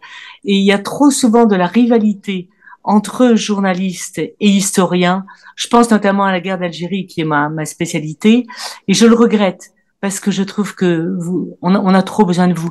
Et quand j'entendais tout à l'heure que vous disiez, ou bien c'était Monsieur Ourcade qui disait, il y a de moins en moins à la fois il y a plus de profs de persan, il y a plus de chercheurs en sciences sociales, il y a plus personne sur l'Iran. Je trouve ça consternant. Comment on va faire nous, les journalistes? Voilà. C'était ce que je voulais dire. Excusez-moi, j'étais un peu longue, mais je vous remercie du fond du cœur et je vous dis bravo et continuez. On a besoin de vous. Merci Florence, merci pour ton commentaire et ton témoignage. Je vais laisser Fariba réagir. Non, je ne peux qu'en remercier. Merci Florence, merci beaucoup. Merci à vous. C'est vrai qu'il y a parfois des relations tendues entre les chercheurs et les journalistes, mais qu'elles sont absolument indispensables. Allez-y, madame. Bonjour, merci beaucoup pour toutes vos informations. Et vous avez parlé de couper les relations institutionnelles avec l'Iran. Et je voulais savoir, en fait, c'est vraiment une question, comment on pourra faire dans les métiers où tout, en fait, en tant que chercheur, quand vous travaillez avec l'Iran, on est obligé de travailler avec les institutions iraniennes. Et du coup, comment on peut continuer la recherche sans, en fait, de faire le détour quand c'est pas possible. Encore peut-être pour l'anthropologie, ça sera un peu possible. Pour d'autres métiers où on est vraiment obligé de passer pour toute une série d'autorisations pour pouvoir travailler sur l'Iran. Oui, en fait, j'ai parlé de cette, enfin pas de coupure, mais suspension, mais en temps de crise. Quand justement les États interviennent de la façon dont c'est fait, donc pour la prise d'otages par exemple, ou l'intervention en Ukraine, c'est la suspension des relations avec les institutions. Ça, c'est la demande aujourd'hui des étudiants de Sciences Po par rapport à Israël. D'une façon, c'est forcer la main une forme d'intervention sur la scène pour que ça s'arrête le massacre. Ou c'est pour le comité quand il l'a posé, il y avait 2 chercheurs de Sciences Po, plus 4-5 autres compatriotes qui étaient arrêtés. Dedans aussi, il y a des gens qui avaient comme comme fonction un peu comme des chercheurs. Donc, effectivement, c'était dans la crise et pour forcer la main des autorités à un autre dialogue, une négociation. Mais pas de façon générale, absolument pas l'idée. D'abord, il ne s'agit pas d'une rupture, interruption de relations. Et ensuite, ça entend de crise. Encore pour moi, c'est pas très clair. Qu'est-ce qu'on entend par cette situation de crise? Est-ce que cette situation de crise, c'est quand les chercheurs franco-iraniens ou qui sont en prison et une fois qu'eux ils sont libérés, après les milliers d'autres Iraniens qui sont en prison, c'est pas considéré comme situation de crise pour vraiment garder cette suspension de relations avec les institutions iraniennes ou en fait à quel moment le moment de crise, en tout cas pour l'Iran, pour l'Israël, je comprends là vraiment on est dans une situation de crise mais insupportable. Mais en ce qui concerne l'Iran, c'est quand que la situation de crise finisse? Écoutez, c'est une très bonne question. Donc, est-ce qu'on intervient, est-ce qu'on peut réagir, intervenir sur les modes d'action du gouvernement en place quand il s'agit de ses relations avec ses citoyens? Écoutez, quand il y avait la question, pour moi, à un moment donné, l'échange, ça s'est posé quand j'étais au tribunal. Donc, l'échange contre les prisonniers. Et mon opposition, c'était d'abord, je voulais être traitée comme n'importe qui, comme tous les Iraniens, et pas comme ayant la double nationalité. Ensuite, je n'avais jamais fait la demande de la double nationalité pour les faveurs qu'ils m'auraient donné un jour, donc c'était pas dans mon intention, donc je refusais. Troisièmement, je refusais que je sois libérée pour que quelqu'un qui avait commis des crimes sur le sol français ou ailleurs puisse être libéré. Donc, c'est vraiment De l'autre côté, la question donc, quand est-ce que ça commence l'intervention? L'État français ne peut intervenir que dans le cadre de ce qui lui est acceptable sur la scène internationale, est reconnu sur la scène internationale. Donc, quand ses compatriotes sont arrêtés en Iran, les universitaires peuvent demander quand leur collègue est injustement incriminé. On ne peut pas demander mes collègues universitaires d'intervenir sur l'incrimination d'autres victimes. Mais en attendant, cette forme d'intervention, c'est une ouverture pour poser sur d'autres formes d'intervention. Vous avez entièrement raison, mais si on regarde comme vous, c'est si vous voulez, c'est comment on dit ça, c'est le bien et le mal, voilà. On peut pas aller dans ce regard qui est donc, soit on veut tout, soit rien. Soit on sauve tout le monde, soit on n'intervient pas. Non. Moi, en anthropologue, et quelqu'un absolument moyen, c'est l'idée de tout ce qu'on peut sauver comme relation, tout ce qu'on peut créer comme ouverture, tout ce qu'on peut rendre possible comme négociation. C'était vraiment le but de cette intervention. C'est déjà des choses gagnées pour pouvoir ne pas pousser une situation à devenir une situation de crise et impossible de négocier quoi que ce soit. Moi, si je peux sauver, quelquefois sauver, enfin, un grand mot, 2 personnes, je suis toujours très content. En prison, c'était tout à fait mon stratégie. Le dialogue avec 2 personnes, c'était déjà beaucoup mieux que d'avoir le dialogue avec l'ensemble de l'institution judiciaire. C'est ça. Bon, vous pouvez absolument, en tant que politique, avoir d'autres vues, d'autres possibilités, mais sachez que ce genre d'ouverture, sans mettre en cause votre approche, n'est pas du tout en soi à mettre en cause, puisqu'il y a un débat politique. Et justement, c'est ce qu'on me reproche. Quand il y a une guerre entre la société, enfin, une des franges de cette société avec le pouvoir, cette société ne veut pas accepter d'autres discours que le sien. Ça veut dire le renversement du régime. Et non, désolé, moi je suis chercheur d'abord, je n'ai rien fait que d'autres, je n'ai pas d'autres revendications, et que vous pouvez pas me dire, vous pouvez rien me dire sur ce qui va arriver après. Mais en attendant, je travaille sur cette société, donc j'ai mes droits, j'ai mes devoirs, bien sûr, mais aussi mes droits de revendiquer, de pouvoir exercer mon métier. Voilà, c'est vraiment dans ces limites que ça reste. Bernard, oui, tu veux ajouter quelque chose? Plusieurs blocages. Je suis bien d'accord sur le fait qu'il y a tellement de pays qui ne sont pas démocratiques. S'il faut rompre la relation diplomatique, culturelle et touristique avec tous les pays qui ne sont pas démocratiques, on ne peut même pas aller à Monaco, parce que Monaco est Donc, ni Abu Dhabi, ni Dubaï. Donc, arrêtons de dire quelle est la limite. Les universitaires, ou plus que cela, il faut d'abord condamner les régimes. Je suis d'accord avec toi sur le fait, on travaille sur les sociétés et voir comment ça marche. Deuxièmement, je ne suis pas tout à fait d'accord, et dans le comité de défense, j'étais de ceux qui n'étaient pas d'accord avec la rupture, même provisoire. Parce que lorsqu'on coupe des relations avec temporairement avec une institution, alors qu'on a passé des décennies à construire quelque chose, c'est arrêté. Reconstruire demande beaucoup de temps. Et donc, c'est une philosophie générale sur les sanctions. Dès qu'il se passe quelque chose, on sanctionne le pays, économiquement, politiquement, on retire l'ambassadeur. Je dirais, lorsqu'il y a un problème diplomatique, il faut envoyer un deuxième diplomate de haut rang, parce qu'il y a tellement de boulot à faire pour essayer de garder le contact et éviter la guerre, parce que si tout est coupé, la dernière solution, c'est on envoie les militaires. Là, c'est une vraie ingérence. Bon. Et notre job est de faire comprendre la situation et d'essayer d'éclairer. Et donc, je pense que la suspension des relations, même avec Israël, on en parle maintenant, c'est mauvais, parce qu'ensuite, on suspend les relations avec Israël, mais on communique par téléphone, par WhatsApp, pour savoir ce que pensent les Israéliens. Il faudrait multiplier, au contraire, l'envoi de gens en Israël, par exemple, si c'est la question d'aujourd'hui, ou en Iran, pour essayer de voir comment que les choses peuvent avancer. Bien évidemment, comme disait Jean-Pierre, en Iran pose des problèmes, ou aller en Malaisie pose des problèmes, en Russie pose des problèmes. Il y a des questions de sécurité qu'il faut prendre en compte. Mais il faudrait trouver le moyen pour que, effectivement, j'en ai parlé lors d'une réunion à Sciences Po de soutien à ton arrestation, contre ton arrestation, et de dire, les militaires ont des lois, les lois de la guerre, les diplomates ont des lois, les chercheurs, les médecins ont des lois, la Croix-Rouge. Les chercheurs n'en ont pas. L'UNESCO prévoit qu'il y a une liberté pour les chercheurs d'aller dans tous les pays, qui est garantie et protégée par, mais ce n'est jamais traduit en termes de loi, d'un statut. Il ne faudrait pas un statut protégeant les chercheurs comme un statut diplomatique, parce qu'il y a des droits, il y a des devoirs ensuite qui nous paralyseraient. Mais il y a quelque chose à voir, au moins du point de vue moral, sur le fait qu'il y a une espèce d'habeas corpus. On ne peut pas toucher à un universitaire. On revient à l'université médiévale qui effectivement était protégée par le pape, et le roi avait beau les embêter, le pape venait protéger le bon vieux temps où on parlait latin et où les universités étaient indépendantes. Non, entièrement d'accord avec toi. Bernard, je n'étais pas dans mon comité de soutien. Si j'étais, effectivement, j'étais de ton côté. Parce que, non,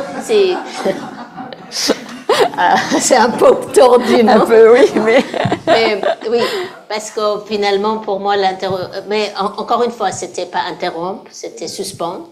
Et c'était en temps de crise, on comprenait un peu cette fidélité de mes amis. Voilà, c'était très touchant. Et il y a une chose que je t'ai pas dit, Bernard, est-ce qu'on a le temps? t'as encore 1 minute. Seulement? Parce qu'après, je vais te poser une dernière question. Donc là, tu réponds et après, je pose une chose pour que je conclure. t'ai pas dit, d'abord, je t'ai pas remercié pour tout ce que tu as fait parce que je n'ai vu que toi, parce que tu apparaissais aussi sur un peu à la télé. Donc voilà, je ne t'ai jamais remercié, mais je voulais te dire quelque chose parce que tu étais quand même le sujet de discussion avec mes interlocuteurs, n'est-ce pas, les interrogateurs. Alors un jour, il me dit, eh Bernard me regarde. Et parce qu'il y en avait beaucoup d'autres avant. Eh ben non. J'ai dit, il est un espion, n'est-ce pas? J'ai dit, moi, je ne sais pas si vous le savez, c'est le meilleur espion que vous avez jamais pu trouver. Celui qui vous a fait un atlas que vous ne pouvez jamais avoir, avec tous vos efforts, et puis qui vous a toujours défendu. Maintenant, si vous voulez des espions intelligents, bon, allez-y le chercher pour qu'ils puissent continuer à négocier avec vous. Donc voilà, donc c'est la question. Là, tu dis la vérité. En tout cas, voilà, tu étais là quand même, tu étais présent. Oui, donc on arrive au terme de cette rencontre, mais je voulais juste savoir maintenant sur quoi travailles-tu, Fariba, depuis que tu es rentrée? Quel est ton objet de recherche? Est-ce que, voilà, quels sont tes projets scientifiques? Écoutez, je suis sortie légalement, donc j'espère pouvoir rentrer légalement, mais en attendant rentrer légalement, je suis chercheur, donc on m'a pas viré, donc merci Sciences Po. Que Dieu protège l'âme de ses, que protège la vie de ses responsables. Donc j'ai réintégré Sciences Po avec un nouveau projet, donc il faut dire que je me sentirai libre le jour où je peux circuler comme je le faisais avant. Mais en attendant, c'est un métier, donc je suis sortie que pour retrouver mon métier. Et je travaille sur les réseaux sociaux, donc c'est un Iran en miniature, avec tous ces tares, les torts, enfin des moments bien et d'autres moments beaucoup moins vous ravissent moins. Mais voilà, c'est le sujet sur lequel je travaille. Sinon, j'écris mes récits de prison qui sont publiés sur un site qui s'appelle Eurojournaliste. En fait, Eurojournaliste, c'était un journaliste, Jean-Marc Loss, qui était alsacien, parce que moi je suis alsacienne, j'ai pas l'air, mais j'ai pas l'accent, j'ai perdu l'accent du haut, biguette. Alors, mais en même temps, je suis pratiquement arrivée le premier jour de mon arrivée en direct de Téhéran. J'ai atterri à Strasbourg où j'ai fait mes études, donc je suis restée 5 ans et donc je suis tombée dans une famille alsacienne avec 3 filles. Figurez-vous que nous étions aussi 3 sœurs dans ma famille maternelle. Et donc je suis restée attachée à l'Alsace. En fait, ce journaliste, connaissant un peu mon parcours, a décidé, tous les 16 du mois, c'était le jour de ma sentence, tous les 16 du mois, parlait de moi. Et il a tenu son journal pendant 4 ans. C'est franchement, quand nous on tient dans la prison, et encore la prison dans laquelle moi j'étais, c'est 2019, pas les années 80. Ça n'a rien à voir. La République change, y compris dans ces milieux carcéraux.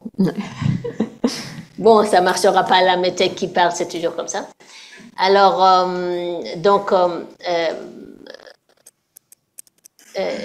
disons, l'idée c'est, par rapport à sa défense, donc j'ai décidé le remercier. Donc, en voulant le remercier, et remercier aussi beaucoup de gens qui étaient mobilisés, donc par ses écrits, en fait. C'est d'essayer de leur dire, comme un devoir, un peu comme chercheur, j'ai un devoir devant mes interlocuteurs, en prisonnier, les gens qui ont suivi, j'ai un devoir de leur dire un peu plus sur ce trou noir qui est Lévin en Iran. Donc j'essaye de mettre un peu depuis, enfin c'est un grand mot, mais des lumières sur des vécus. Alors, je reste très anthropologue, donc je prends des récits. Et en pensant un peu à mes terrains, donc j'essaye de faire un va-et-vient. Donc j'écris ces récits de prison. Et comme vous savez, je n'étais pas une révolutionnaire, d'ailleurs je le suis encore moins aujourd'hui, donc c'était malgré moi et à mon insu. Donc en prison, je me suis trouvée avec des gens de fortes personnalités, une vraie université, et j'aurais jamais pu trouver ce terrain à l'extérieur où vous avez les royalistes, les moudjaheds, les cercles des darwiches, les baha'is, les convertis, les cercles de religieuses multiples, les gens à la défense des droits des enfants, les gens à la défense de la liberté de mise, etc., etc. Et puis les réformateurs, bien sûr. Donc, je suis en plein dedans et je n'ai presque rien, enfin vraiment, je n'ai pas je n'ai pas eu leur courage, ni leur mouvement, ni leur parcours. Et là, je les ai trouvés formidables. C'était des femmes avec qui je devais partager mes matins, midi, soir, dans des cadres plus ou moins limités, avec des moyens aussi. Bon, ça dépend si on est 60, un cours où il y a une salle de volleyball, enfin, c'est aussi grand qu'un stade de volleyball. Donc quand vous êtes 60, il est petit, mais quand vous êtes 20, c'est super, quoi. Donc moi il y a des moments où on était 20, d'autres moments où on était 60. Donc la cohabitation n'a rien de très facile, évidemment. J'avais une boutade, je le dis, vous allez me détester. Je disais que mes agents de torture ne sont pas des ministères, mais mes co-détenus. C'était pour vous dire que quelquefois, c'est pas facile, c'est un milieu pollué. Mais j'ai énormément appris de ces femmes, j'ai vécu avec ces femmes. Je trouve que franchement, c'était une grande chance, oui, je le dis comme ça, grande chance de pouvoir partager avec elles tant de moments. Et juste pour finir, dire que, donc, en travaillant sur ces moments, effectivement, 3 jours par mois, j'ai un paquet de mouchoirs à côté de moi et j'écris une histoire de Toll. 3 jours par mois, je m'en mets le matin, je finis à midi. J'écris mon histoire de Toll. Et puis les réseaux sociaux. Merci beaucoup, beaucoup. Rendez-vous est pris pour la présentation de ton livre quand il sortira. Ah oui, on t'accueille à l'IREMO avec grand plaisir et merci beaucoup d'être venu aujourd'hui et d'avoir échangé avec nous sur toutes ces questions. Pas facile, hein. On voit bien qu'on est quand même dans un monde, en tous les cas aujourd'hui, qui est de plus en plus difficile pour cette fameuse liberté académique, scientifique, les difficultés auxquelles on est confronté en Iran, mais pas que. Et donc, je crois que ça nous a permis de nous aider à réfléchir aussi à toutes ces questions qui se posent à nous, et en particulier à l'IREMO, centre de recherche, dans lequel on continue à essayer d'aborder toutes ces questions, les plus difficiles soient-elles. Un grand merci, Fariba. Merci.